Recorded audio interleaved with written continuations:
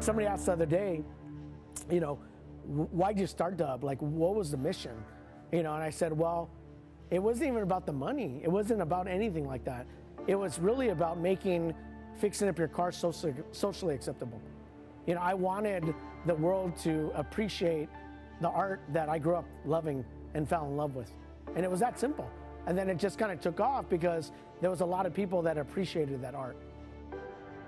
20 years ago when I started this company, how I convinced people to kind of like at least look at it was I took the distribution of Lowrider magazine, which is a prominent magazine in the world, and then I took Source magazine, which is a hip-hop magazine. So I was able to get the circulation of Lowrider and the circulation of Source magazine and then kind of lay them up.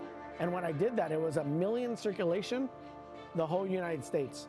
So if I knew if I blended those two cultures, I have a larger population to go after, and hence Dub magazine started.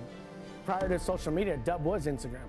Dub was putting photos of celebrities and kind of their lifestyle out there in the public so people could kind of get that fascination, that fulfillment of, you know, having access to a celebrity. You know, the appeal on wheels on vehicles is, it's the single probably biggest thing that you could do to change the appearance of the car. I mean, by hands down. But it's also, it's an expression. It's like the car is a canvas. And we're Picassos, and we're just kind of creating our style. You're creating this group that's creating a movement. It's like you get people that are so passionate about the same thing that we're passionate about. They're going to make it successful. I'm a problem solver. So I look at it and say, okay, what's the best selling rim out there? Okay, why is it the best selling rim? Is it 8-spoke? Is it black?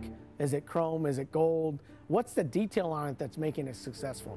So I do a lot of research on that with a lot of people, a lot of focus groups. I nail it down to those pieces. Then when I start designing, I remember all those elements that made it successful. Reverse engineering, because success follows success. So if I could take the bones of what makes it successful, and it changes constantly, and keep on finding out what those bones are, I could constantly be successful. So to me, there's no such thing as a waste of time. I hear people, oh, it's a waste of time.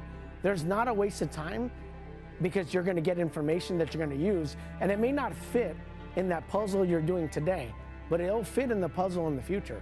And that's the key. So you got to kind of keep all your pieces, because you never know when you're going to have the right puzzle piece.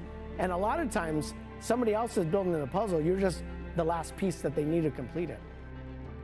I love what I'm doing, yeah, absolutely.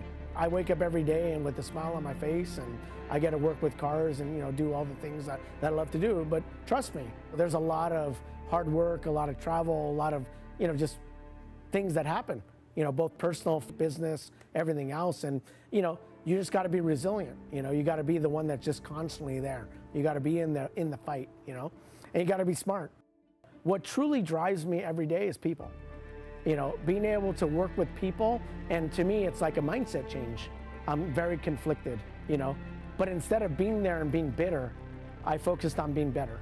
I'm passionate about wheels, but what drives me every day is knowing that I can make a significant difference in people's lives.